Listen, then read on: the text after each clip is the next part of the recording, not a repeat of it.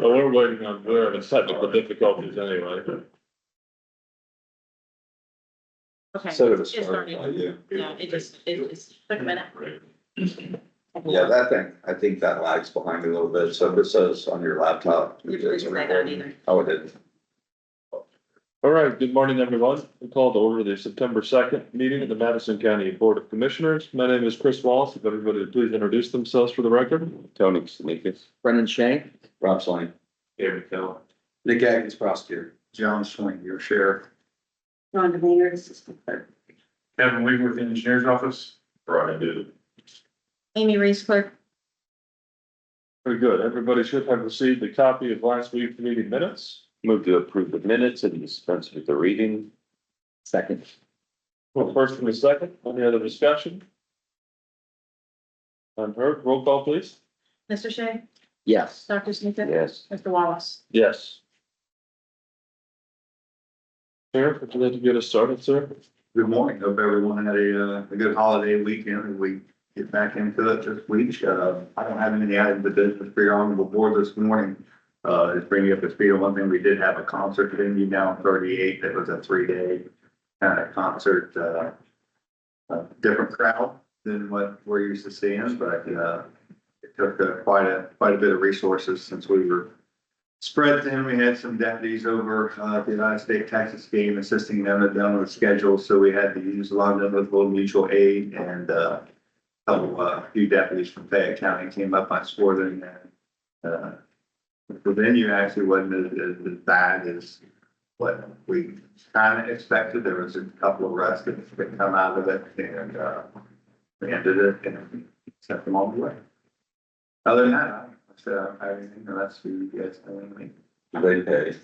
What's that? Do they pay for your services? So, yeah, yes, all that was special duty. The only thing that we had involved in it, we did take the traffic signs out there and put them on the north and the south end of the event, because the last time we had a large concert, we did have it out there. So this time traffic flow went much better. So, Do you have an estimate on the crowd number? no, I know they had probably 100 campers, maybe, because it was like a 3-day event. I think they had maybe possible 100 campers, and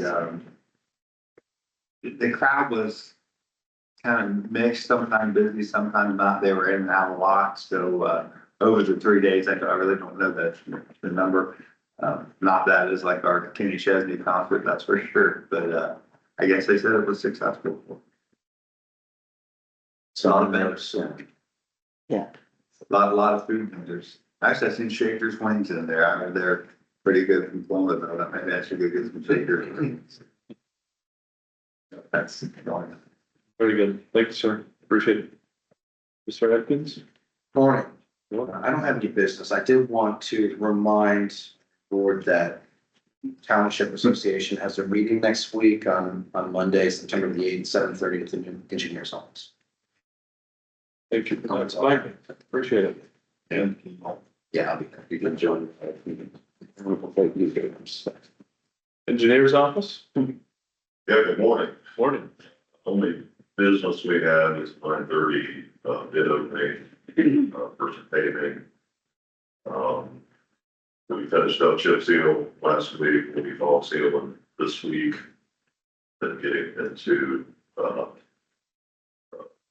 account paving work.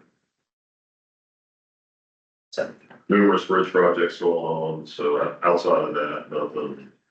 But this one, distance. Got a lot of work to be done between now and November yet. Very good. Thank you, John. Appreciate it.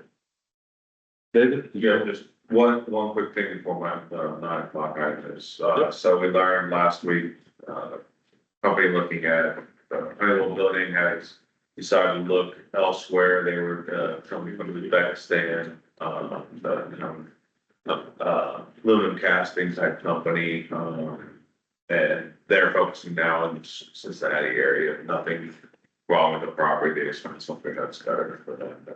So we've got out and running, but we are, a distant second or third. Just sometimes it happens. Very good. You're back on at 9, right? Yep. Yeah, very good. You gonna wait till you're 9:45 or you wanna go down? I mean, my stuff is, We're really right. If you, Mr. Bethel, do you have something that you wanna discuss? Zoning stuff. Yeah, you can do that now if you'd like. Oh. Okay. We're ahead of schedule. We're moving quick.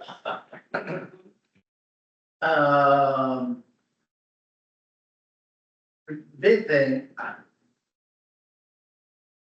What? There are two separate documents on the website. Are these additions or? I guess I'm not sure what two documents you're referring, what are those in your hand? Yeah, this is the zoning resolution and this is the code.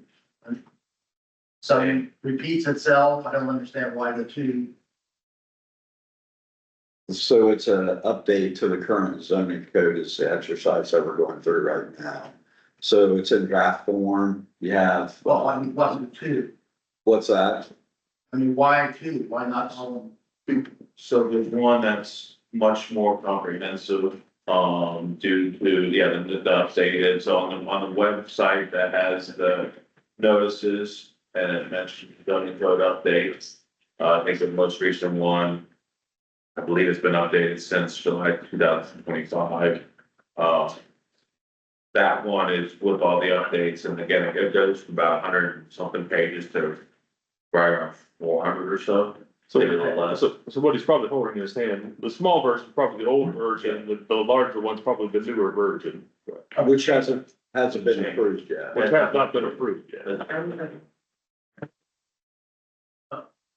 Anyway, but it talks about flag lots.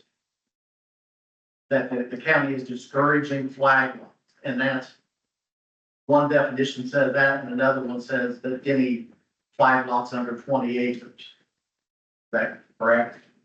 We got, our Dennis is not up here, so we have to talk to him about So are you saying from the old code to the new? No. Between the definitions in the front. And I don't know if it's in the other book. I guess I need clarification on it. When they're talking about flag, you can still, if you're over 20 acres, you can have a 60-foot strip and back line, right? Let me see if Dennis is available. They talk about flag lots, you know, if you've got 5 acres, as long as you've got your 200, you can go back and. That's what they're discouraging, or they discouraging the whole idea. Definitions on 10. And it says to go to, and then there's a definition in section 26.21, and they just don't match. Within the same document. Yes. With your copy, and we want to leave the ability to do that narrow frontage as long as you're 20 acres or I more. just want to know which way I can. Okay, right. And one of the big things, you know, when it talks about the conditional uses. When the original code was done in 03, it says you can have 2 conditional uses per deeded tract over 20.001 acres. Common practice from the beginning is, you know, if you got a 5-acre tract or 10-acre tract and you can meet the development requirement, they allow you to split it. And asking Dennis, why don't you just take the 20-acre requirement, clear out? He says he was told to leave it alone. So I think that probably goes back to the Farmland Preservation Plan Act. He's on his way up, but he's much more, intimate with his knowledge. We've actually, not the intent, but internally in our office, we've talked about how the conditional uses have been administered historically.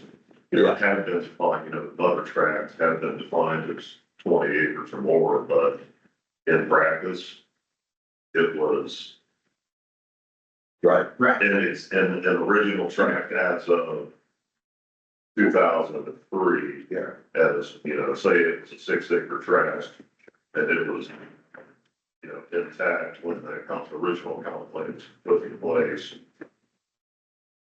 Right. Historical practice had been, as long as, development requirements could be met, it was allowed to be split.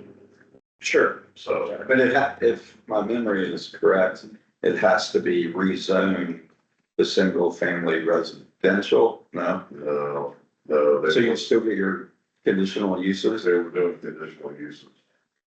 but is that contrary to what the code I think is saying? It is. I think it was. It is. There's So our zoning administrator at that time was just letting things happen? I don't know who it was, I'm just saying that had been the practice. Yeah, I think things And he were said- happening that were contrary to code. And he said he's gonna continue that practice. Well, you know, does that open you up to, somebody wants to do something else against what the plan says or the code says, that when you let them do this against the plan, why can't we do this? Yeah, oh, sure, yeah, I mean, our intent now is if it's in the code, for the code to be, enforced and not have things that go unenforced. And so we need, Yeah. if we need to change the code to be more practical for what's Yeah. actually happening, then that's something we need to consider. And that brings up something else that Brian said. This goes back to 2003. Well, in the new code, you're saying that all deeds have to identify where these conditional uses are going. Some attorneys have done that for years. Others haven't. They used to track them, and then there's been a period where they weren't tracked. So when something comes in, how does he verify that those conditional uses are correct? Who does the title search to go back to 2003 and follow them up to see if what they're doing is correct? So do we start all over again since then? Well, that's why I said, why don't you just say, 2025, we start over again. Makes it a lot easier than going clear back. Well, other than establishing that initial parcel that was identified in 2003. But you've been 20-some years now, why not just say, well, we're adjusting a little bit, but, it's effective now instead of way back. We make a lot of parcels eligible. Yeah, that's For additional CUs. It would, Well, Nick just hit the nail on the head. Sure. Yeah. So that would be contrary to the farmland preservation plan. I understand where you're coming from, but it would be contrary to that, and I think I won't say what the opinion is of the county, the residents of the county, but I think they're in support of farmland preservation, strategic growth in our focus areas, our economic development, strategic plan, so forth, so on. It could be viewed as growth outside of those corridors. And there likely would be pushback. I don't want to speak for the board, but I guess I should, but. I mean, I think that captures our general opinion, is that we have tried to maintain farmland preservation outside of those growth corridors. So anything that would open up, as Nick said, a number of new parcels to subdivision, I don't know if that's something that we would be interested in outside those growth and development corridors that we've identified. I don't think you're gonna open up any subdivision, are you, unless they have access to sewer, Well, right? I mean, they, correct. I mean, the infrastructure would have to be there, and I don't know if it's subdividing, maybe is a better term, but, you could have, well, you've got somebody who's got it was kind of unfair from the beginning. Two conditional uses to make a difference if you had 20 acres or 500 in one tract. or 5,000. Yes, Yeah. so, Now, I know, I see. so you're getting a family farm that, well, they took off one for, this child to build a house and, got 7 kids and, or whatever, and want to do some more. Yeah, we had one come up at the review board on Thursday, it was a 50-acre tract. No conditional uses left. Owner wants to put a house on it. But there's no conditional uses left, put the house on that 50 acres. And Yeah, I think there's room for a broad discussion on what, you know, and if I remember, what's the reasonableness there? yeah, and I know back in 2003, I think I was here about 2 years when that, came into play. But I remember it was part of the reason for implementation was to avoid one sprawl and Well, I to, get it. Yeah. you know, like Pickaway County, you drive down 62 out of Sterling and you have house. Well, I understand, yeah, we were trying to get a handle on the, front being all split on. Yeah, yeah, And you know, I'm pretty old school when it comes to the growth in the county, you guys know that, so. Then it's like, well, if someone is 50 acres. Yeah. yeah. And I'm not advocating Yeah, that, yeah. I'm just saying, Yeah. in 2003, when, you know, I was doing GIS, and that's when I came to play, because I was identifying all those mother parcels and so forth, so on, so I'm just recalling the conversations. And sometimes you don't think about how these scenarios can play out until the scenario actually comes. If you remember back then, you guys were sweating bullets, thinking, well, everybody's going out and resurvey and chop the farms up into 20 acres so they can get more CUs. And Yeah, how many happened? 4, 5? Not many. yeah, So, and I think changing the date now wouldn't, I yeah, don't think you'd see a lot, but it would help some. But in family situation, but, so that way, you know, be a revision of the farmland preservation plan, so.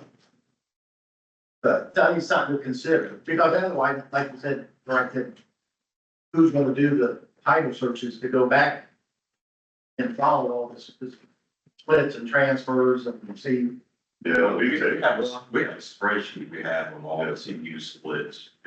So, but I understand, you know, we had this discussion, but if you do, dead space. but we had a discussion before, I mean, I'm not against you, because we talked about it. So, there are issues where, you know, there's people come in having those CUs and they can't build a house on it. I mean, you know, stuff like that happens and, you know, that's something, you know, if we want to look into, we can. I'm not totally against it at all, you know, so it's just something that, you know, I need direction on what, you know, everybody feels comfortable with. Right. While you're on CUs, you talk about the two, if there's an existing house, that was always free. Yeah, I don't, is it still that way? I mean, it really doesn't say. it's still that way. Is there anything in the code that says that? I don't, That's what we always do. well, Maybe we add that language. It falls under permitted uses, right? A single residence on agricultural property falls under permitted uses, not conditional use. Yeah. I believe it's there. Yeah, that's already a permitted use. Yeah.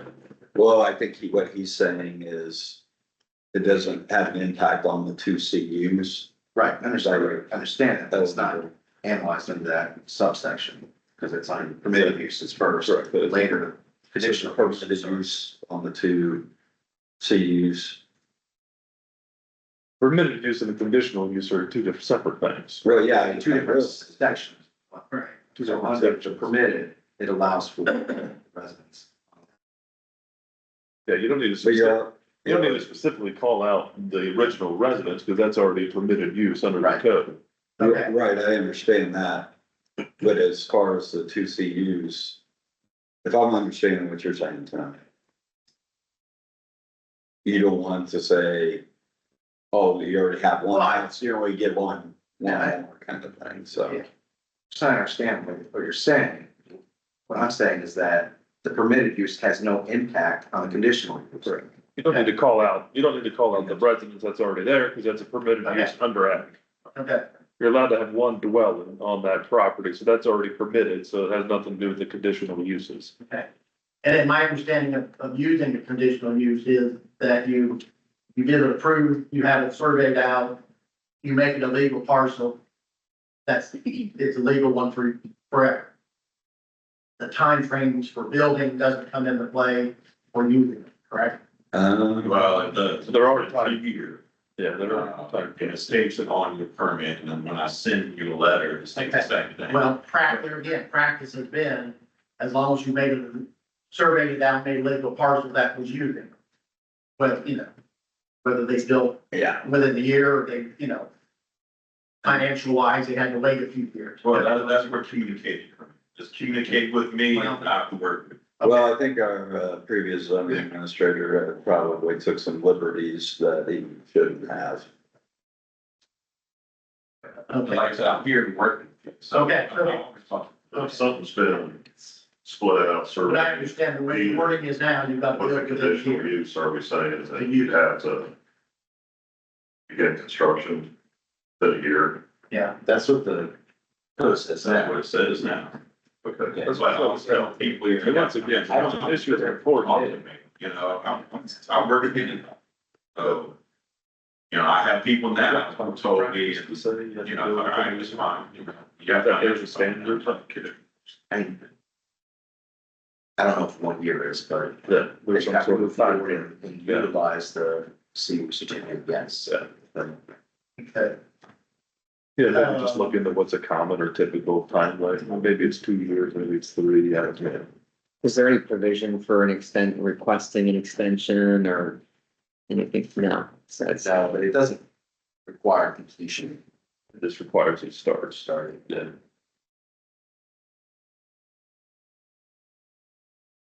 Okay, Yeah, so they like dig a hole, bush grass, they aren't done. Yeah, yeah. but I mean, weren't there other timeframe steps that, you know, first floor had to be by a certain time and there, uh,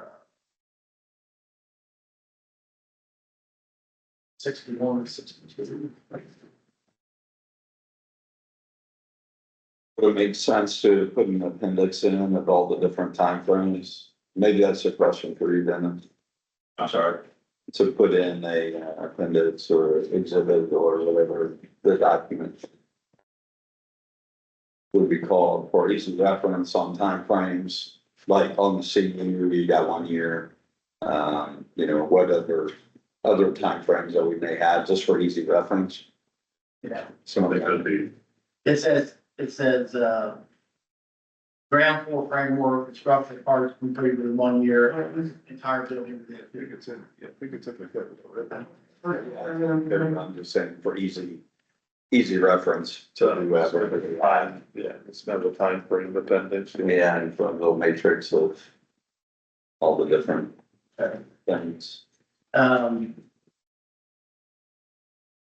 Another thing to talk about barnuminiums, where you cannot take an existing barn and make it into a single family. So let me explain that. It says, because IT guy didn't put the new version of it. The version that should be on there says that there's already existing dwelling, you can't currently. I understand that.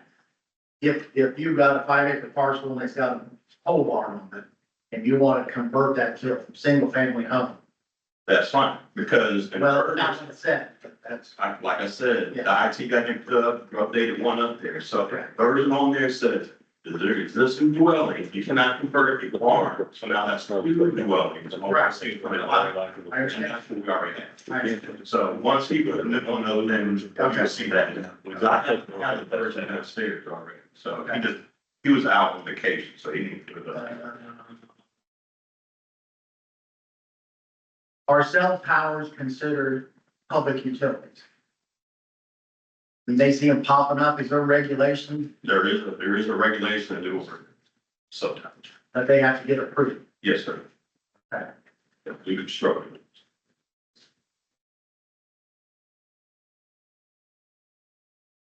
Last thing, with all these changes and updates, is this gonna go back through zoning appeals and regional planning for them to review?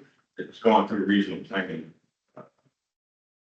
Tuesday, then it goes to commissioner that.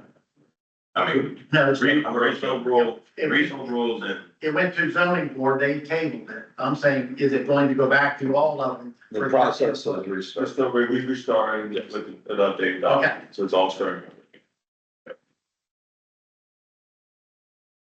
And that document is proposed, the 400 and some pages. Yeah, so I noticed at the comp plan meeting, they put up there were different maps.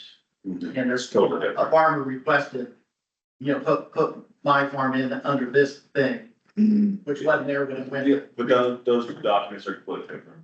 Zoning code and comp plan. I know, well, They are. yes. Yeah. But I mean, one drives the other. same thing with the comp plan, is that going to go back through? It hasn't gone through it, yeah. If you're referring to the one township, what township was that, Deer Creek? Where we had a mix up in what we had on the wall, what we had on the projector and what we had on the wall was because there were some changes. That didn't necessarily get conveyed over. And what was on the wall was different than the printout that I had. Yeah, that's what we're saying, and Yeah. what happened was that there are changes that were not made during a public meeting with discussion of Deer Creek, so. So my question is, that both the comp plan and the zoning code start back over through these boards to review all the different changes. The comp plan has not gone through any board yet. Okay, We're going through the public hearing process right now and talking to the public. So Deer Creek will have to decide if those changes are gonna be made or not. I don't know if Deer Creek's had these conversations internally. So, Yeah, I know one trustee, as far as I know, one trustee had received information, put it on the map, which was not discussed in the public meeting. I was unaware of them being discussed at the final, hey, this is what we're doing for sure, putting on the map, so. they'll need to designate what they feel is appropriate and then ultimately it'll come to the commissioners for approval. And if those items are outside of those growth corridors, And that's what we're gonna discuss today. yeah, that won't be their decision. That'll be our decision. Yeah, ultimately, it's, Yeah. I just have a logistical question about the comp plan and how it would get through the board. So in the notice that we sent out, it says going to regional planning on October 14th, and then comes to the commissioners for review on November 18th. Would it then go back through? So that was This is the guiding document, it's not like the code. so we don't have to pass a resolution. You don't have to, but it's, I think, per what we've done in the past, I would recommend it based on past practice. It's different than the zoning code. This is a guiding document. Nothing in it is, policy or it's not legally binding like your code is. correct. It's not legally binding. So code, there's a legal process, but it's a legal document. This is more of a guiding document, so there's not a formal process as there is with the code update. Correct. Right. put on rezoning the parcel that designation pretty much in the comp plan dictates what rezoning would be. So if it's ag in the comp plan and somebody comes and says, hey, I want to rezone this commercial, Yeah. refer back to the comp plan and says, hey, this is not preferred use. So therefore, and then as you correct me if I'm wrong, it would likely be denied. that, Yeah, based on that. Yeah. Prior practice. the definition of under spot zoning in the revised code says Madison County greatly discourages creating spot zoning. So that would be going against the comp plan, wouldn't it? Or they work hand in hand. They, I mean, I'm not following. Page 28, Correct. the definition for spot zoning, Okay. talks about the county having the comprehensive zoning plan. And it said they greatly discourage Right. Okay. creating spot zoning instead of you can't go against the plan. I see what you're saying. I mean, that's always been the thing, if they won't allow you to do any rezoning if the comp plan doesn't say it, and that's what they hung their hat on. Yes, The minute you do one against what the comp plan says, you might as well throw it out the window. Well, I don't think that statement is contrary. I don't see how that encourages, I don't understand, maybe I'm minded, I don't know, not knowing logic. Yeah, so the spot zoning, which is discouraging against, He's just saying, I think what he's just saying that if you go against the comp plan, it would be spot zoning. That's all he's saying. That's all he's saying. If you do something that's contrary to the comprehensive plan, then that would be spot zoning. And if you go against the plan for one, Things, that opens you up for, yeah, correct, criticism that you're going against it. I get what you're saying. Same page. Yeah, I get you. I understand. as long as it's split. Correct, as long as you're consistent. Comp plan, it's fine. we're not doing something. I think it should, Yes. I think it should say that they're aware that they need to, if they got something in the future they wanna do, they need to talk to the trustees and get it on the next change for the comp. Sure. we can add that language if that's what the board Clarify. would like to see. That's fine, yeah. Yeah, so if you guys wanna make notes of that, then it's Dave. And maybe add some more. verbiage you want. More just making sure that, Reference to the comp plan, yeah, reference comp plan that, preferred use. I'm done. I guess what I'm thinking, I was thinking spot zoning, I'm thinking more of just, Well, Well, it would be. I need to I call. understand, I understand. I don't have enough caffeine yet. I had too much.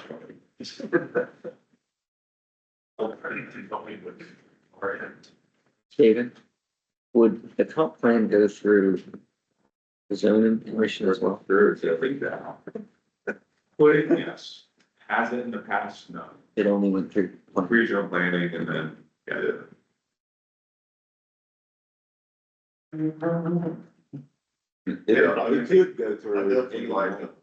If Like, I check. like a resolution for the comp plan. I was gonna add that, I was gonna say, it does add, hey, look, this is something that we. This is what, this is, as of this date, this is what was approved, here's the document, this is the one we're looking at zoning. At the zoning board, for BZA to make these decisions. I was referring to a resolution to start the process, not to approve. You definitely need one to approve, but Yeah, it's Sort sort of of required to like the code, it's not in regards to, so, yeah, I mean, I think the reason why, so in theory, we could just take this, do this, and then take it straight to the commissioner, but.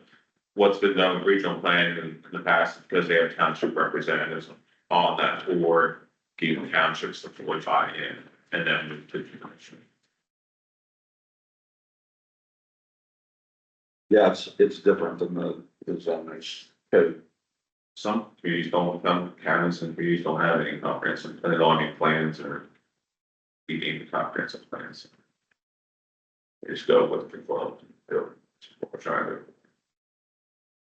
I'm surprised at how many counties in Ohio have zero comp plan. Or zoning, I mean, even Licking County recently, I know. or stormwater regulation. Half of Logan County was unlimited. Not worth that there, Yeah. anything left. Well, I guess they're not by the lake. That's why you've got all the campers, campgrounds on the north side of Indian Lake. There's no zoning.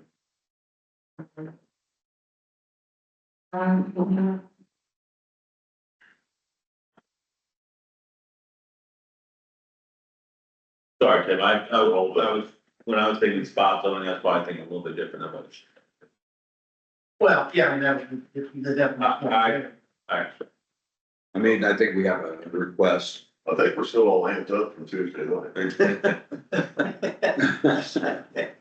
Like, I think we have a request for rezoning of the parcel, that's out in the middle of more or less nowhere, no infrastructure, no Yeah. anything that wants to change from ag to commercial. And it's designated for further use as ag in the company, so it's highly unlikely that will be rezoned. Yeah, there's a, for instance, right, And change the comp plan, different benefits. yeah, Damn. Now, I wasn't involved in that, I was involved in the totem pole at that point. oh. Some things are good. You need a brownie. I told Dr. Kramer to come in. Move something in there. They are there. In that chocolate. Right? Zucchini brownies, isn't it? Cancels off the chocolate and sugar. Chocolate chips, not gummies. Oh, well, they're. David, I don't think your 9 a.m.'s gonna be here. You wanna give him a quick call, see if we Yeah. can going? But I can go over my stuff too, but Yeah. Or I can knock my stuff out real quick, that's everything. Yeah, go ahead, Rob. Okay, so I think Amy, you have those resolutions ready for the commissioners to sign today. Basically, it's participation in the next national opioids lawsuit. And it is a handful of companies and another lawsuit, which is participation in the Purdue Encyclo-Family National Opioid Settlement. So you'll need to basically pass a resolution to participate in those lawsuits in conjunction with other entities and appoint a opioids implementation administrator. We think those resolutions in place to do that, and I I believe Amy has those ready for today. For you. Did So, you to be chief implementation officer? Is that it? you already have that? Yes, I believe. Based on last week's Yes, Based on that. unofficial appointment. that's good. We're on the right track then. So, the last thing I have on my list, which didn't necessarily make it to the agenda, but our maintenance, facilities manager, his truck, which is a hand-me-down from DD, the engine is about ready to give up the ghost, and it's estimated between $6,000 and $7,000 to fix the engine or replace the engine, and the truck's probably worth about half that. Also, the old EMA Tahoe that was handed down, do you remember what year that is, Sheriff? It's been a few years now. It's got, yeah, it's like a 2003 or something. A few years used to 2003 or something like that. There's significant rust on the frame to the point like it's not surface rust, it's the frame is ready to go. So we are discussing the purchase of a new vehicle. We did go look at state term purchasing, we looked outside of it, ended up getting a better deal offered by Coughlin at 40-some thousand dollars, I can't remember. It's a work truck, 4-wheel drive, crew cab. Again, it wasn't something that we budgeted for, but there is money in the facilities budget, so we'll have to transfer some dollars around. And DD is going to cover half of the expense. So I just, before making any type of large purchase like that, I like to come to the commissioners, just to make sure everybody's aware, you guys are cool with it, and give a thumbs up or a thumbs down. So. Does that sound, I got one thumbs up, DD would pay for half, they'll pay for half. just. Why? Out of the goodness of their heart. Well, So, he does a lot of work out at their facilities too. yeah, so actually, part is a half, I can't remember it, Dan, the facilities. Yeah. Manager, half of his salary is paid for DD, because they have their housing board, which they have residents in, so he'll handle a lot of the repairs, contract information and so forth, so on, with that board. So they essentially are paying, half his salary, half of everything. And that truck that he's driving now is a hand-me-down from DD. So that's how. So our It was total originally- responsibility would be 20-some thousand. 40 was the price. Correct, yeah, so. I think the way we have it worked out right now is 2 checks going to Coughlin to pay for the truck. That is if you guys are okay with that.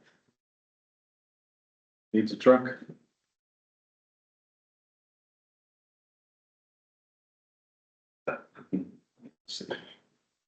You gonna be good. Yeah, he's- Are you good with, we're good with that? Okay. Then, and then while we have a minute here, I just received this email on Monday at 4:40. From Joyce Sanford. She is with Fayette Madison Transit. She came in several months ago, with some budget issues. I met with her after that to go over the budget and so forth, so on. I did ask for a proposal at that point in time. I did not receive one. David and I think met with her maybe again, or at least at one time. Received a phone call from her last week. It was doom and gloom. Basically Fayette County was saying, hey, the Madison County Commissioners aren't putting forth any dollars for this program.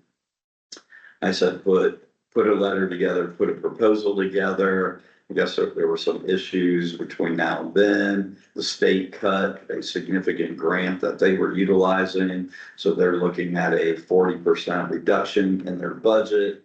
Their 40-hour workers are now cut down to 32 hours. They're not doing evening rides. I think they're looking at cutting weekend rides, that sort of thing. So basically our public transit in this county, it's gonna go away. Will be significantly reduced, if not totally, eventually, possibly eliminated altogether. That's what, the new, fee schedule is for one-way trips to Madison County, $10 one way. It's gonna go away. There's no way that. So she was here sometime in June or May or whatever it was, and I asked for the numbers, we got nothing. Right. I asked how much, how many rides were given, how many were one way, two way, whatever, got nothing. So, for me, I gotta see those numbers, and if I remember correctly, it was more than what an Uber ride. No, I don't think so. It was like $1.50 one each way. Yeah, but by the time the administrative fees and all the labor was involved, if you Oh, divided that by the number of rides. Not to the customer. No, not to the customer, I didn't say that. I. Yeah, and we gotta be careful starting programs on grants, cause grants don't last. Right. So And anyway, that replaced Madison County ride, which was our previous transit. and I'm not against having something like that for the people that really need it, but Yeah, and Uber or Lyft isn't readily available in the county. Now, I'm not asking for any action today whatsoever. I'm just bringing it up, yeah. based on hey, we're in desperate times here with that program. It just sounded so great when they. Something to think about. Was there any acknowledgement that we had asked for a number of deliverables? And I mean, to come back and say, oh, we're in desperate times and I know I owe you this and this. Was there any acknowledgement of that, or was it like that conversation never happened? No, I didn't hear emails. They're pretty much one-liners, but I understand, thank you. I didn't get these numbers to you, in time. But So- you have them now? No. No, I don't have anything. Other than this letter stating that, their state funding is cut by 40% because of an ODOT grant, that sort of thing. But as far as, riders, destination, pickup, that sort of thing, we haven't received anything like that. So if they don't have it, if they're not tracking that type of thing, that's concerning to me because it's hard to know Yeah. how useful is this. I think If they they're do tracking. have it and they're not willing or able to just She easily gave us a few numbers back then, cause I remember I did the division. And it was Yeah. like, it was very high level. It was a very high level. Yes. There was not a breakdown no, of no, where people were going. that's what we asked for that, so. So I don't think it's unwillingness to provide that information is probably, what's the word I'm looking for without throwing them under the bus. So, Ain't been done yet. Thank you, Tony. Yeah. So, my reply is going to be the same as the last two times. Is basically you need to provide this information in granular detail where it can be digested. And especially when you're asking for funding, to your point, you have to be able to justify providing funding. And it's the cost benefit of it and, so forth and on, so. Yeah, in my mind, then, they should be giving us for a proposal as to why we should be giving that money. Yeah. But they should be selling it to us. Yeah. It's a worthwhile program that we should support and why we should support it. But as of now, that service to the residents will be diminished. Until something else is, And we would urge them to get that information to us as soon as possible. yeah. And she did offer to be in attendance at this meeting. But I said, it's 4:40 on Monday, which is a holiday, and the meeting starts at 8:30. I want the information way ahead of time. Way ahead of time. Well, following that policy of, we try to get everything to you at least by Thursday to have some time to digest before the meeting on Tuesday. So that will be my reply. And not to mention, we won't be here in the meeting next Tuesday, so it probably need to be following Tuesday. Yes. Yep, And that's all I have for you. very good. David, back to you, sir. Well, then we're gonna wait until they have Oh, yeah, they have a bid opening, never mind. Yeah, we only got 5 and minutes. then that way, Dr. Kramer funds. Yeah. We could talk about the comp plan as well as his updated. The top off your cup. That's right. Oh, we'll wait 5 minutes. No, it's gonna be a decent discussion. Okay. I mean, I don't think anyone wants to go to. Yeah, I don't reply to these before we can pull them up, so. Yep. Yeah, it'll take us 5 minutes or so to pull them up, so it's not a hurry.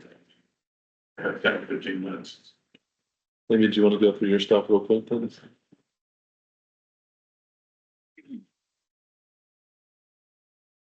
First resolution was tabled last week. Resolution approving all seal coating as the contractor for Madison County Emergency Management Agency's parking lot paving project.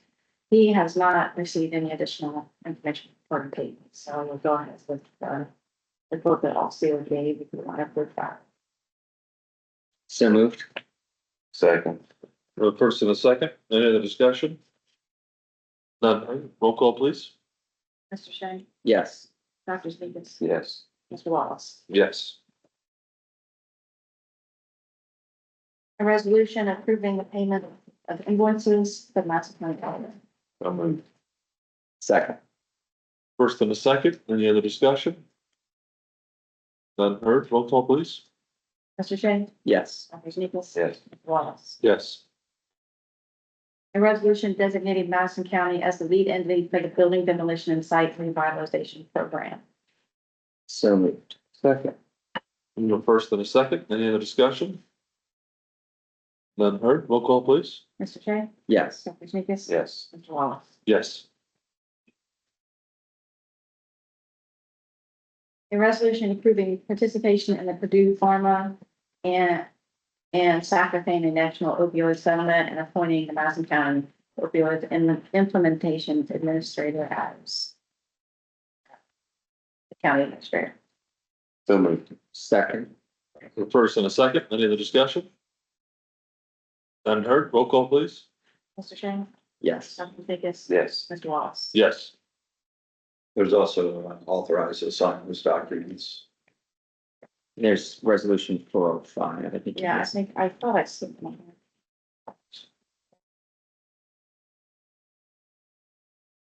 Yes, implement administrative authorization. A resolution approving participation in the new national opioid secondary manufacturer settlement and appointing an opioids implementation administrator. And this is for the Alvogen, Amneal, Apotex, Hikma, and Mylan, Sun, and Zydus. So moved. Second. First and a second, any other discussion? None heard, roll call please. Mr. Shea? Yes. Dr. Sneakus? Yes. Mr. Wallace? Yes. A resolution approving the purchase of a maintenance department truck. So question here, so I know we discussed that as a maybe verbal. Okay, I'm actually seeing the resolutions about the Montrose Group. Purchase of a truck from the Montrose Group, which was 42,283. I think he had. That was one. I didn't see that. You said Collins. I think he asked. Unless they found a better deal with somebody else. I think you said the Montrose Group was the better deal. Montrose Group is our lobbyist, they don't sell vehicles. Yeah. They don't sell vehicles. Montrose Auto Group. It might be a different one. Oh. There's a Montrose Auto Group, I've never heard of it. I've heard of our lobbyist called the Montrose They Group. said they had the term bidding or the They had the what? the state term. Oh, so, okay, so maybe Coglin wasn't able to match the state term pricing. Yeah, it was, Congo was 48,265 and Montrose Auto Group was 42. Okay. So that was his recommendation, is to go with Montrose. That's what I thought until you started talking. I thought maybe you did it better. So, yeah, So moved. second, Move first and a second, any other discussion? None heard, roll call please. Mr. Shea? yes. Dr. Sneakus? Yes. Mr. Wallace? Yes. So I was off on Thursday and Friday, so if he There you go. finagled some stuff, during those days, I was unaware, but we did stick around for finding a better deal. You find that, yeah, Montrose Auto Group, they must hold a contract State. for one of for the state term pricing. I thought Tim lately had that, but. Well, there's a few different options out there nowadays. It's not like it used to be, the way I read it. Like I said, last year I had, or the year before, I had Lebanon beat. They beat the state, and it was a no brainer. That I opted, they ain't that information. We have, state term schedule for bidders, Yeah, Yeah, we haven't, for whatever reason. it was $150 less than the state bid. yeah, we haven't either, but that's pretty significant there, about justice. Right. If you would please continue, thank you. A resolution approving the Madison County investment policy. So moved. And first and a second, any other discussion? I'll just say I reviewed this, after the conversation with the treasurer last week. And yeah, it looks good to me. It references the investments that are allowed by statute, and it also does provide for liquidation in the event of what I had asked her about, if you're attempting to potentially take a loss, but if the projected gain from the higher yield would be better, you're able to do that as per the policy. So I don't have any concerns with it. Roll call please. Mr. Shea? Yes. Dr. Sneakus? Yes. Mr. Wallace? Yes. A resolution approving an appropriation adjustment for the Madison County Veteran Services. So moved. Second. There's a first and a second, any other discussion? None heard, roll call please. Mr. Shea? Yes. Dr. Sneakus? Yes. Mr. Wallace? Yes. A resolution authorizing a budget adjustment within the Common Police Court Probate Juvenile Division. So moved. Second. First and a second, any other discussion? None heard, roll call please. Mr. Shea? Yes. Dr. Sneakus? Yes. Mr. Wallace? Yes. A resolution approving the third amendment to the 2020 Local Agricultural Easement Purchase Program Cooperative Agreement between the Ohio Department of Agriculture and the Madison County Commissioners. So moved. Second. A first and a second, any other discussion? None heard, roll call please. Mr. Shea? Yes. Dr. Sneakus? Yes. Mr. Wallace? Yes. Resolution approving a letter to Director Cochran of the Ohio Department of Medicaid regarding the multi-system youth agreements. So moved. Second. The first and a second, any other discussion? None heard, roll call please. Mr. Shea? Yes. Dr. Sneakus? Yes. Mr. Wallace? Yes. Thank you, that's all I have. Thank you. Go ahead. David, up to you, sir. Thanks. Oh, yeah, sorry, we have to read over. Yeah, we sit down. Yeah, there's a lot of it. Well, Okay, well, I mean, I just don't know how, we're gonna discuss. I forgot about the bid opening, we'll give it a minute and do that. Should be done soon.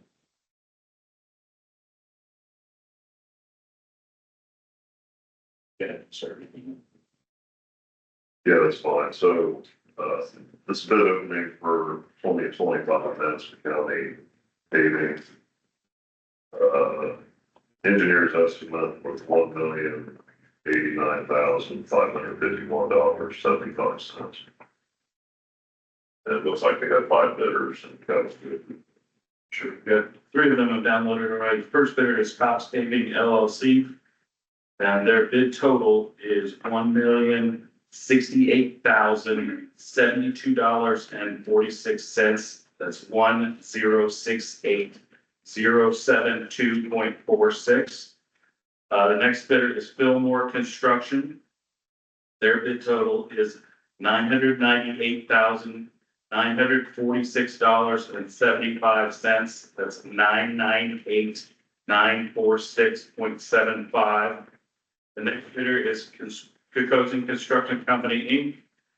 Their bid amount is $1,144,332.26.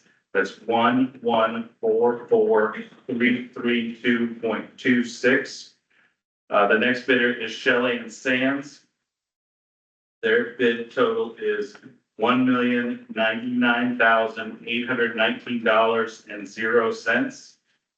And the final bidder is Brex Paving with a bid of $1,325,355.02. That's 1,325,355.02. That is all the business.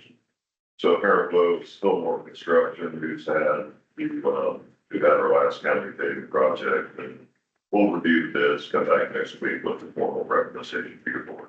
Thank you, sir. Appreciate that, gentlemen. Now back to you, David. Okay, yeah. Was all waiting with bated breath. So in front of you all, so as recall, last Tuesday, we had our comp plan, public meeting, first one, Union Township, Hall. And there was a number of good discussions, I believe. But one thing that was brought up was as Mr. Feather had mentioned earlier, as well as others, maps on the wall did not meet what we had in our office. And because of this, I wanted to bring the discussion to the commissioners today. It's quite simply the map we had in our office was the last one that was discussed in a township meeting back in, I think it was, had been February, early March. And it had updates that were discussed by all 3 township trustees based on what property owners were looking for, as well as what our focus areas are and what we're trying to do with development. Since then, there were some changes that were passed along, two property owners in particular reached out to a trustee. I'm not sure if these were discussed with all trustees or all 3 trustees or not, but some changes were made to the map, and that map is on the wall, which is different from one that I was showing. So in that, you have 2 maps in front of you for Deerfield Township. One, which has, I'll just say it simply, the light orange background for ag is the one that I had in my office. That was discussed back in February or March. The other one, the new one, from July 24th, it looks like, with light green as ag as the background, is the new proposed. There are some highlighted in red are either new, change, either updated, added properties or just changed color. And some are changed color. And so the item we want to discuss today, I believe primarily is looking at 142, heading out of town towards West Joe. That corridor has not previously been discussed as a growth corridor for the county. So adding those could be seen as us deviating from what we are focusing on from a development perspective. So it'd be best, we thought, to bring this to the commissioner today, have a discussion.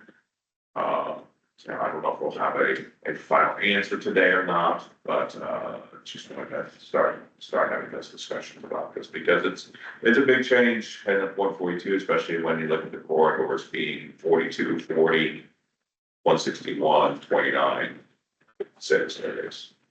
So I'll leave it at that. So to preface that. Economic Development Strategic Plan, we worked with MKSK in what year was it? Montrose, I'm sorry, in what year? That was the economic development strategic plan 2023. Where that plan essentially designated economic development and focus points and corridors. It is a guide, it is not legally binding. But with that said, it is a plan. So, I mean, as far as I'm concerned, this map doesn't even exist. I mean, it was created, we had nothing to do with it. It was brought to the meeting. Yeah. This is not even a working map, in my Right. opinion. This can be tossed aside because, right, you were not aware of it. This was not known or discussed ahead of time. It made the presentation, it compromised the presentation. It compromised the key talking point about the strategic corridors for growth. I mean, it's spot zoning in the comprehensive plan, which doesn't make any sense. So I don't know if others disagree, but I think this should just be tossed aside and should be working off of the initial proposed map. That's fine by me. It looks like some of the outlying properties in red though appear to be in growth corridors, right? Well, The one at 42, the one at 70, we're not disputing those properties and those designations, or are we? No, these changes were made, you had the proposed map, and then they changed the proposed map. I get all that. Yeah, Deer Creek did, so, yeah, that parcel, and that it is in the road corridor. Yeah. The 142 Correct. area has not been designated. That's what I'm saying. I don't know that we completely disregard this map, because some of those properties are in growth corridors, and I think we're up to discussing changing the map for those properties that are identified as being in the growth corridor. Correct. I think what would be healthy is to go do what we've done up to this point, even this year and previous, which had these discussions at township meetings, Yeah, making sure that we're involved, making sure we have an understanding, we can guide, because I'll tell you, I don't know if anybody outside Dennis was at the meeting, I think Brendan might have been, that for Jefferson Township, we had 2 meetings with them. The first meeting, they just wanted to make the entire township north of 29 development ready, and we kind of advised them, let's look at it, focusing on 42 for now, any changes there.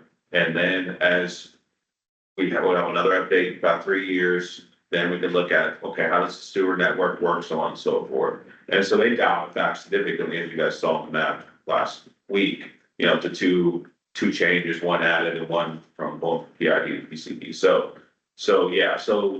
those discussions are healthy and done, same with Darby Township, in a township meeting. So we're all on the same page and we can talk about different things. This is just the property owner wanting to designate everything and it just wasn't done. How we should like that. David, in my office, make a change and we should have made stuff up here. It sounds, Okay. Okay. I don't think it was done in a capacity of. I apologize for the mix up. well, I think that direction came from the township trustee, as I'm sure though. Now, with that said, my recommendation would be to reengage Deer Creek Township, as David, I think, alluded to. The other observation here is that some of these parcels are adjacent to the city of London and could be easily annexed into the municipality.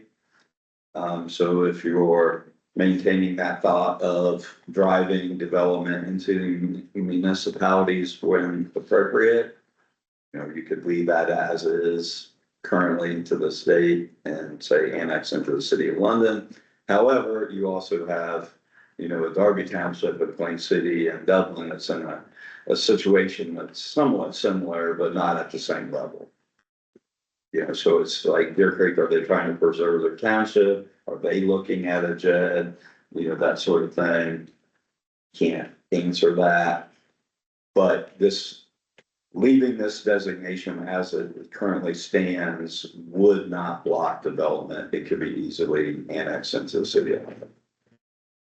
The one that I'm talking about that's adjacent to The 142 property. the 142 in, Spring Valley. So I just have to ask, of the there's 8 parcels that are outlined in red from the new map that was introduced. Of those 8, I'm only seeing 1 that is in an identified growth corridor. So Is identified, I would say, when people are saying, I mean, yeah. anything south of 40 basically is not in a growth corridor. Right, so that, I mean, that's what I was referring to. I just, that's a lot to add all of a sudden in an area that's not a growth corridor. But, so you're bringing up the Spring Valley property. Correct. That could be annexed into the city of London. Right. But that was on the previous map, right? The original map that we had from prior to July, right? The original The proposed. Spring Valley. Yeah, Spring Valley's not. So, Was it not? no, Planned this is the- residential? No, this is where this is. Oh, further, okay, further south. Yeah. Spring Valley's not. The blue line. I see.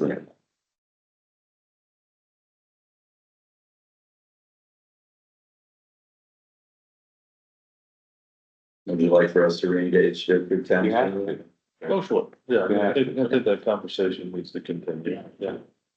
And the one hand doesn't know what the other's doing, so that's not appropriate.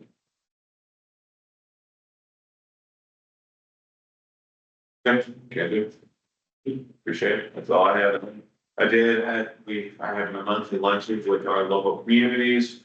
And sometimes our school districts join, and then this past Wednesday, Thursday, Dr. Kramer was at a lunch with myself and the mayor, and we talked about some of the things that we discussed on Tuesday last week, and he offered to come in and kind of give an update from the school district's perspective on growth in the school district itself. I did, yes. Good, very enthusiastic. I made an offer. Well, I appreciate those lunches and I appreciate being here. It really seems like everybody's doing the right work, right, for growth of our county, of our city, and of our school districts. I reiterate every time that I have an opportunity, what Madison County, the city of London, we benefit from that other communities don't. And that's a pretty open working relationship, communication about all kinds of development. I'm fortunate that I get to sit on the CIC board and play an active role in the growth of our county and our community. I hear a lot of, concerns regarding enrollment, regarding the growth of residential. And I take every opportunity I can to say that growth, slow, steady, sustainable growth in schools is a positive thing for how our schools are funded and how they are sustained. Speaking from our school district, we take a snapshot of that on a regular basis. And our enrollment is great. We are seeing that slow, sustainable growth. Actually, with the exception of this year, we're just a tick down in enrollment. That may come as a surprise to folks, but there are a number of variables that are involved with that we're a tick down. We anticipate that will go up over time. But we are planning, just like you are, for that growth, and see the economic development that's occurring in our school district as a very much a positive thing. one that is beneficial to us financially, based on some of the agreements that have been put in place, but also from a common sense standpoint to achieve that slow, steady, progressive growth. So, happy to be here and again, take every opportunity to reiterate the fact that I appreciate the open communication and collaboration with everybody that's involved. Maybe tamp down a little bit of fears of our school districts. Our school district, I can speak for London, being overrun. We are concerned with enrollment. That's why we always look at that, but we are project that we are in very healthy shape here over certainly the near future, the next several years. So if you have any questions for me, I'm happy to answer any, but happy to support David as well in those conversations and reiterate what we talked about. Thank you, sir. Springer, thank you for being here. Just one specific question. Sometimes things get brought up as a small anecdote as the reason for why the school system can't handle growth. As an example, a gentleman raised at our forum last Tuesday an email that went out, a memo about lack of space for testing, that was going to be an issue. Can you speak to that? Is that a legitimate thing or? Yeah, that might have been in the elementary. Let me speak about that a little bit. We added some sections in the elementary this year, but our elementary is actually enrollment about flat. We've seen some, just because of our classes and how there's an ebb and flow. Middle school and high school were down, or were up about 5 years ago. They're working through some smaller classes right now. Elementary is up. And so we added the second, third, and fourth grade classrooms this year. But our enrollment's about the same. Now, why would you do that, right? It's because we have a careful look on our class size. And we had classes in that second, third, and fourth grade that were just tipping where we wanted to keep our class size under 25, support our teachers, support our students in those classes.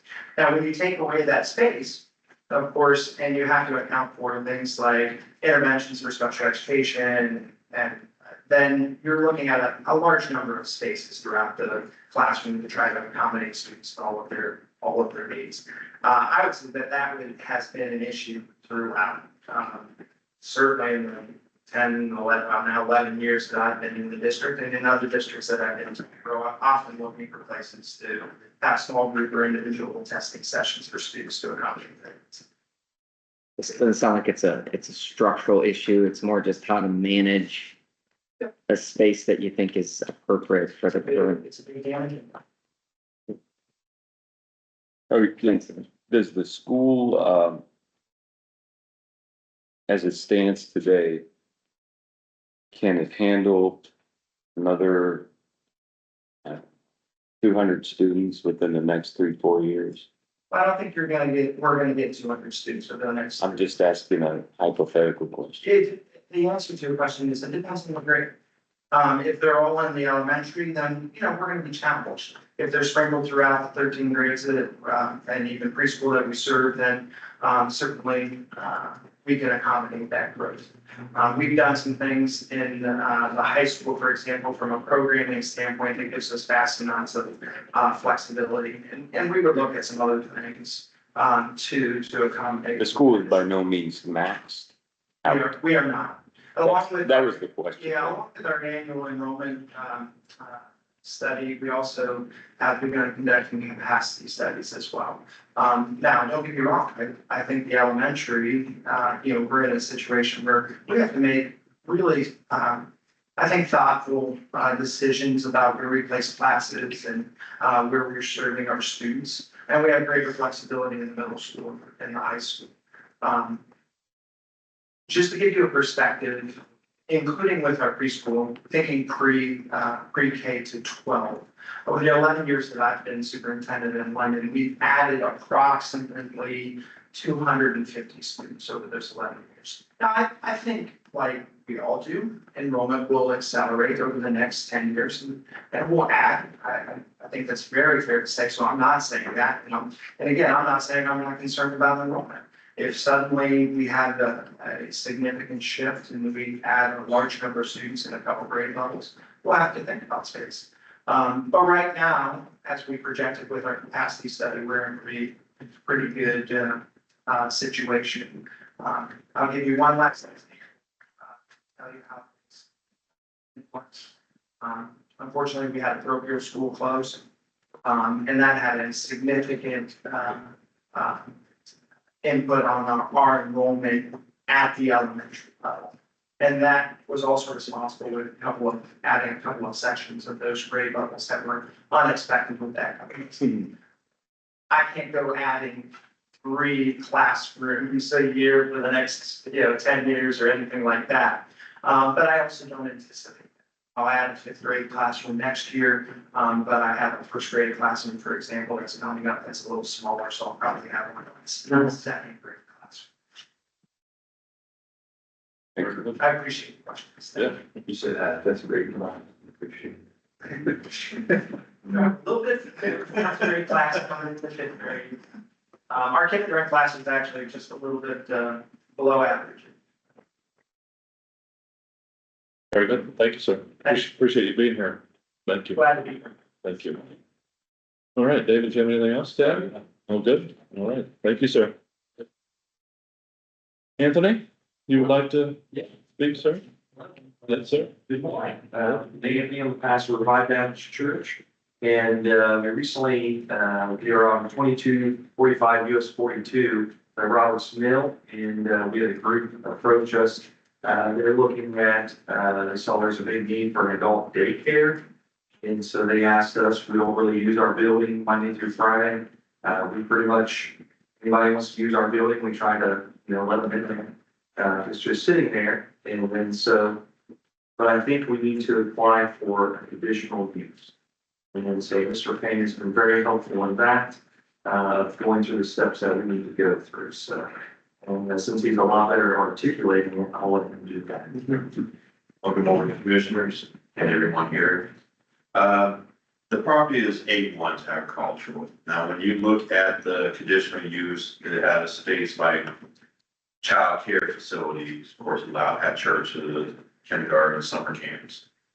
So, there's nothing in the current ordinance that talks about adult daycare.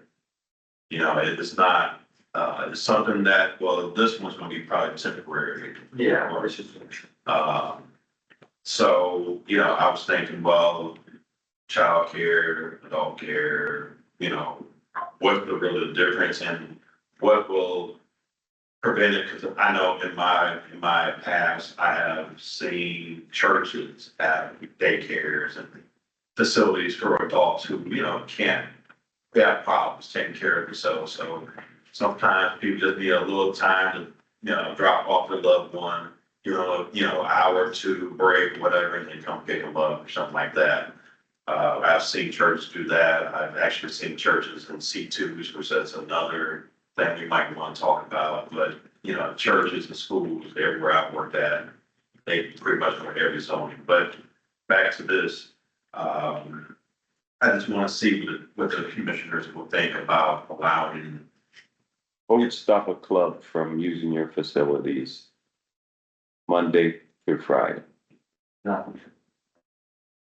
So what's the difference? Why does it have to go through zoning? Are you suggesting that we add adult daycare into the resolution as it's going through now? Well, it's going through, it's already in there, but it doesn't state what's on it's allowed. It just that he finds, because it was something somebody asked about with this adult daycare. So there are some where there's a facility where, physically they can't do it. So that's totally different facility compared to a daycare where, just like childcare, just somebody just need to go somewhere. It's commercial activity. They're gonna pay? Oh, it's for money? Yeah. Oh, you will, okay. They're gonna pay us some rent. Okay, I thought it was something that the church was gonna. No, just Okay. need something totally. Okay. Yeah, this. That's why I asked that question. Yeah. Right? So this is, okay, so this is different. Yeah, so it's supposed to be a C2 use, but the same thing for childcare. They take money too. So, I'm just seeing how the commissioners feel about that because like I said, childcare, they take money. So I just needed some guidance on what you guys feel about that, because, yeah, technically that should be in C2. But if it's ran by a church, would that be a difference?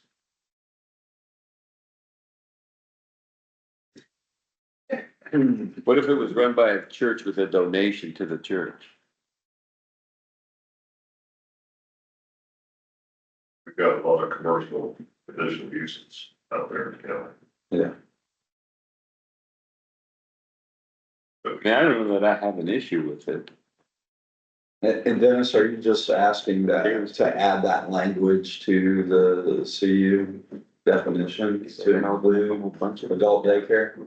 Adult daycare for churches, you know, I just don't want to open a whole Pandora box where all of a sudden we have all these C2s trying to use churches for, Right. you know, it just, this is why I'm asking, you know, how everybody feel about the commissioners to guide me on.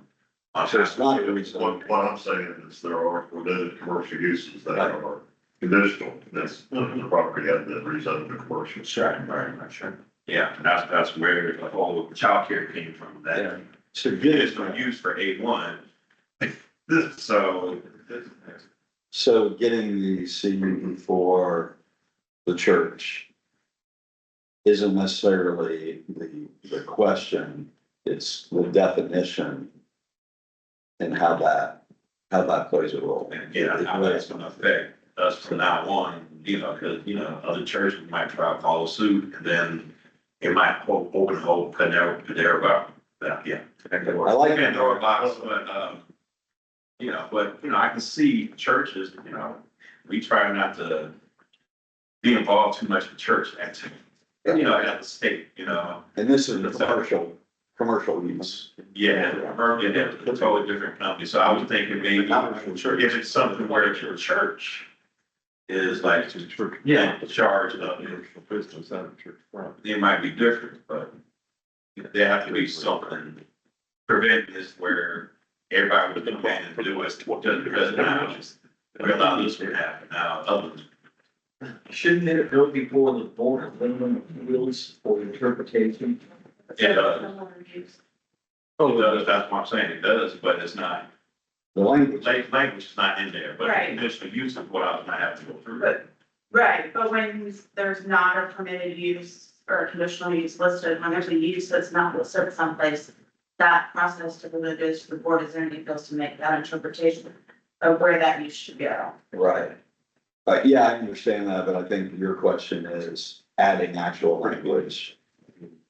Right, Dennis, Yeah, adding. but what's the process now? I think you'd have to deny it, right? Yeah. agree. What about taxation? The fact that it's an adult daycare facility on its face sounds like that's related to activities of the church, but in reality, it's not. It's no different than any other business being allowed to enter into a lease with the church and open up shop on the property. Oh, yeah, that's what it said. Yeah, the church may own the property, but for all intents and purposes, it's a commercial. Commercial business on church property. And would it be taxed as? Not business. Right. Yeah, they'd be. So I mean, it's just further evidence that it's not related to church activity. So why are daycares on? Some point, commissioners elected to include that, and not, So it's the same principle, it's just, it was a choice that was made. sure. Just a choice on how to define conditional use. Which is In that. why moving forward, it needs to be added. To the amendment too. What's the if you want to. 1245. Yeah, there's space to have. But I don't think that ultimately addresses the question. Because you're not talking about the property owner using the CU. You're talking about the property owner renting the property for another to engage in commercial activity.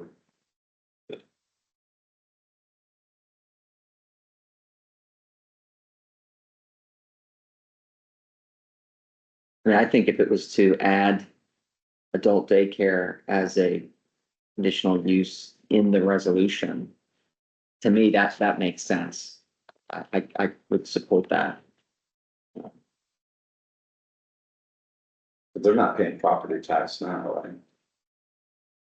Property tax, right, so they pay income tax. but they want to pay property tax, so how does that fit together? It's in the township. The commercial activity on the property that's not paying property tax, that's. Yeah, and then, yeah, the church is still exempt from property tax, given that they own the property. And then Right, we have commercial activity that's generating money, so I'm just thinking here how that all plays together, I don't know.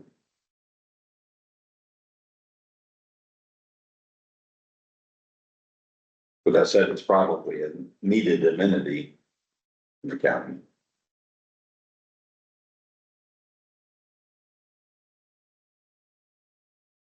So what action is being asked of us, or what would we? Dennis, I think that's a question for you. Well, I guess the first question to, well, I already have the verbiage in there, so I'm just trying to see if, yes, I'm gonna go with, he's gonna go with the board's going good no matter what. But I just want to make sure that about culture, because, you know, I get people want to talk and you get the wrong information.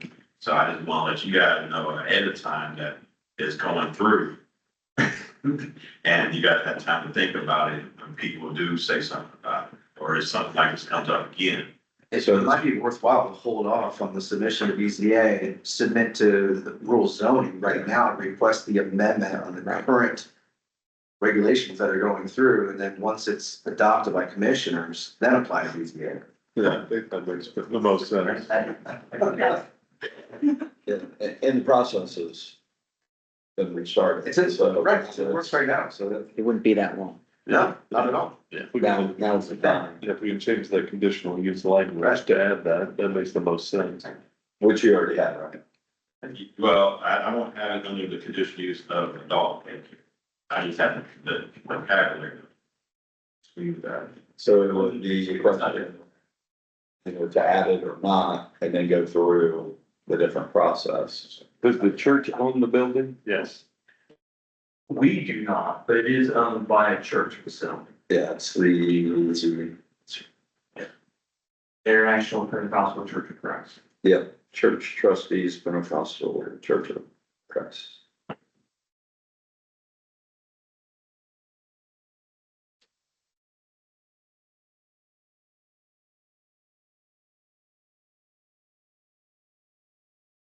I'd make the same pitch to rural zoning right now.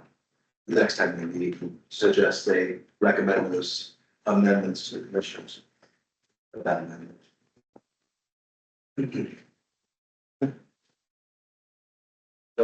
Makes sense. Yeah, essentially, that's the property.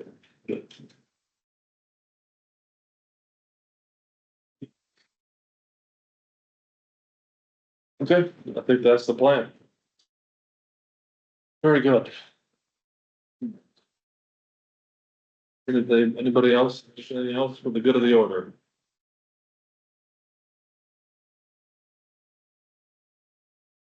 Hearing nothing, we will stand in recess for 9 minutes until we can adjourn. Thanks, everybody. Appreciate it. Thank you. I know.